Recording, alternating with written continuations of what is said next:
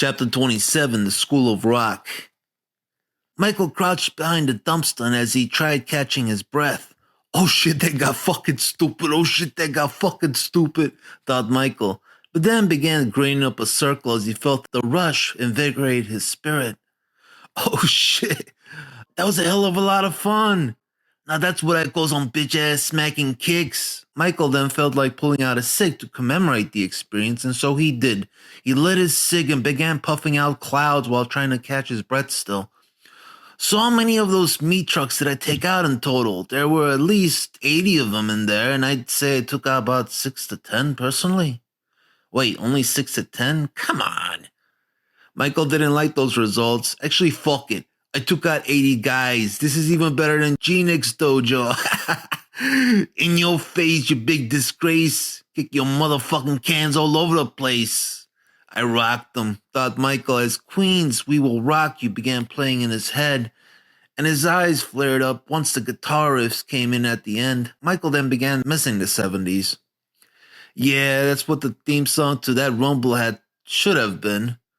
I can't have Billy Idol playing for every occasion. Even though I like him, really, never did like the rest of the whole punk thing that started up years ago before I went to prison. Which artists today have all but now completely commercialized to where they might as well be selling, freaking cassette tapes through cornflakes cereal as a surprise present found at the bottom of the box, some little orphan Annie decoder pin shit. But like I said, even before that, punk music was bad, and not good bad, but piss poor and terrible. Even before this whole new wave, the music was already fizzling out since it had no heart, no soul. It was just music made to say, the world's fucked, we're all fucked, everything's fucked, so now let's all go OD and die and save ourselves before shit gets biblical with the Mad Max nuclear Armageddon shit that's coming. And it went ahead and did so, killed itself, and now we're stuck with the music made by its corny cousin. Fuck. I miss rock and roll. Real rock and roll. That beep-bop-a-loo shit that was playing just before the music died. And died for real, for his demise was a tragedy, not died like punk music, which was really just put out of its misery. And not just 70s rock, but really the music I heard growing up just before that stupid hippie shit came in, too, and made it all go granola and pansy ass. Then got all butt fucked inside out from all the acid it took and turned into some melted mushy mess. Fuck that weird ass yellow submarine crap. Stay out of my oceans and don't tread on me, you freaks. Fuck all that. I want me some real wholesome, God-loving, feel-good rock and roll. From back in the 50s and early 60s, that was some really good music, pure of heart and soul. But Michael was too young to be a James Dean, a part of that fixing my hot rod and cruising the strip later scene. Too young to even understand much of it all, what it meant before it was gone. But besides that, my foundation was in the 70s. I missed the real happy days, but I did at least get the TV sitcom to commemorate all that was lost. And 70s rock also rocked. It still rocked.